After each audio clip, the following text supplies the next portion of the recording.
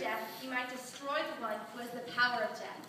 The people walking in darkness have seen a great light. On those living in the land of the shadow of death, a light has dawned. So that by his death he might destroy the one who has the power of death, that is, the devil, so that through death he might free those who all their lives were held in slavery by the fear of death. The Spirit of the Sovereign Lord is upon me.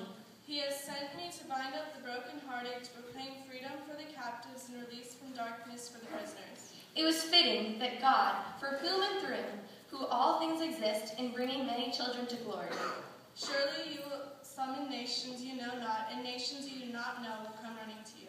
That God should make the pioneer of their faith, the author of their salvation, perfect through sufferings. From the sole of the foot even to the head, there is no soundness in his body, but bruises and sores and bleeding wounds. To make a sacrifice of atonement, a reconciliation for the sins of the people.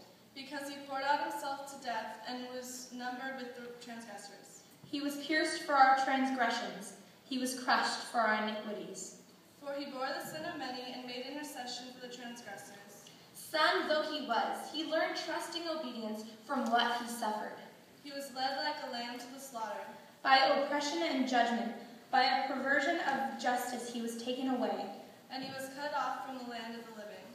And once made perfect, he became the source of eternal salvation for all who obey him. By his knowledge, my righteous servant will justify many, and he will bear their iniquities. I will make you a light for the Gentiles, that my salvation may reach to the ends of the earth. Nations will come to your light, and kings to the brightness of your dawn. For my house shall be a house of prayer for all nations. Peace, peace to the far and near. When he had made purifications for sin. After he had suffered, he will see the light and life and be satisfied. He sat down at the right hand of the Majesty on high. And the glory of the Lord will be revealed, and all people will see it together. Come, Lord Jesus.